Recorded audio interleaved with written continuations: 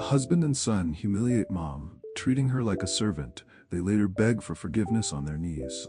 Prepare yourself for a tale of how one man took patriarchy to heart, turning our once happy marriage into a blizzard of demands and orders. When our son started mimicking him, I knew I had to do something drastic. My story will have you shocked and angry at times, but the ending is worth it. Read on. Hi everyone, my name is Samantha, and I have a story to tell that I hope will inspire other married and non-married women. See, I work as a steam fitter and have been in a supervision role for a while, which allows me incentives and bonuses. Besides all those extra benefits, I was earning more than $100 an hour. However, to earn that much meant I also had to work out of town, but it's something I only started doing when our boy, Terry, was old enough to care for himself under my husband's supervision. Me earning so much meant our retirement savings were racking up, and we've been able to splurge on ourselves and the kids. I thought everything was fine between my husband and me, and he never made any special demands from me. However, a few years ago, things started changing with Ben. I generally think it has something to do with the influence he's been getting at work. See, my husband works with a team of sexist men who consider women as service personnel. Their influence on Ben became visible in our 5th year of marriage when he started mocking me for not doing enough housework. He'd shifted his gaze upon me not as his partner but as his servant, even though I worked too and earned more than him. Our marriage, once a symphony of shared dreams and mutual respect, devolved into a series of expectations and dismissals. It was as if overnight, he donned the cloak of patriarchy, echoing the archaic sentiments of his colleagues. I mused, shocked by how things could change so quickly. What was even worse for me was that he liked throwing things around, leaving chaos in the kitchen before just lying down on the couch. However, what irritated me the most was that our son started copying him. Knowing how hectic my work schedule was and wanting to find some peace at home, I told my husband to hire a cleaner, but he shocked me when he said, "No, that's your job." I was fuming and frustrated by this new behavior and told him that in that case I wouldn't pay for anything because it was his job. Last Saturday, I was at home with Terry, and after having dinner, he got up without cleaning up after himself. My son, a mirror image of his father's burgeoning disdain, challenged me. His words, sharp as knives, cut through the silence. "Clean this up and wash it." It was not just the mess he expected me to clean, but the remnants of my dignity. I exploded, and with a voice that trembled with rage, I countered, "Young man, believe me, you will apologize and clean up after yourself." His retort was a cold, calculated echo of his father's teachings. "No, it's your responsibility." I couldn't believe what I was hearing. In anger, I replied, "I won't lift a finger until you apologize." It was then, amid the chaos of unmet expectations, that Terry uttered the words that would become the catalyst for my departure. "Fine, Dad said that if you don't do it, we will find another agreeable woman, and we'll live with her." His last statement was the straw that broke the camel's back. That night, as the moon bore witness, I made a choice that would alter the course of our lives forever.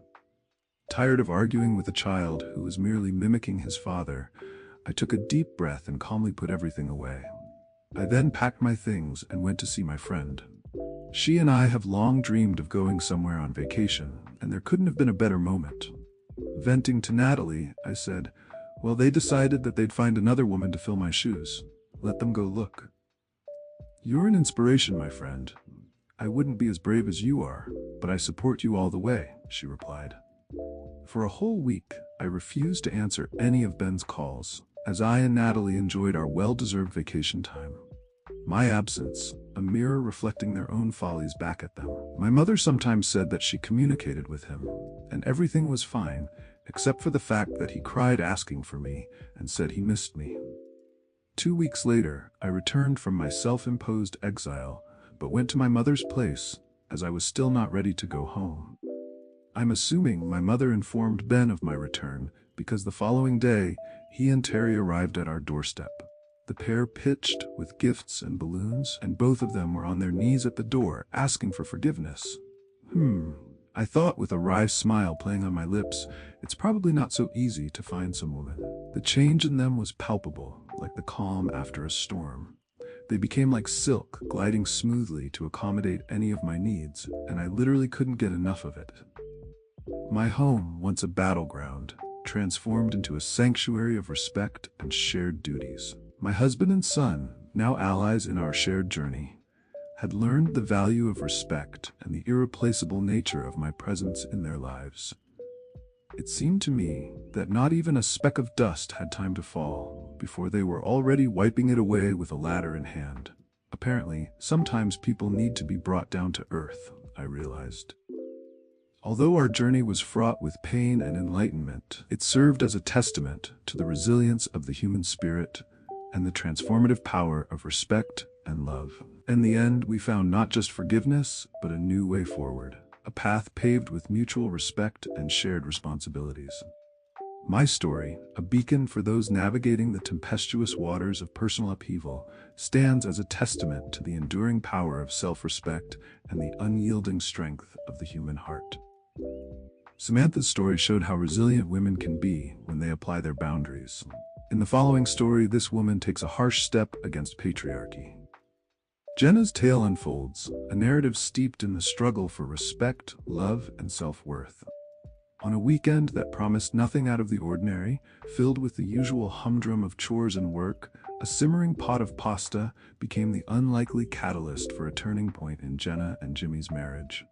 Jenna, a nurse by profession, faced constant criticism from her husband, whose playful demeanor often bordered on the hurtful. From comments on her appearance to the quality of her cooking, Jimmy left no stone unturned in expressing his dissatisfaction. But it was his sarcastic remark about her latest culinary effort that spilled over, leading Jenna to a moment of rebellion, marked by a pot of pasta sauce splattered across the floor. His reaction, focused more on the mess than on Jenna's feelings, only fueled the fire. He attempted to lighten the mood by claiming his reaction was a joke from a TikTok trend, but did little to mend the rift, revealing a deeper issue in their relationship, a lack of genuine respect and understanding. Determined to stand up for herself, Jenna embarked on a daring plan of revenge.